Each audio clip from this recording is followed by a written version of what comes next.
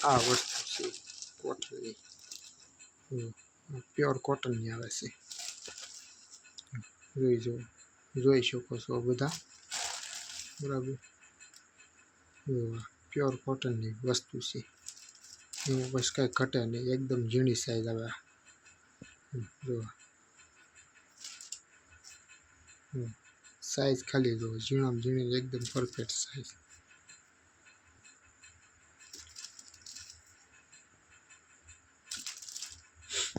આ આપણો માલ આવી ગયેલો છે,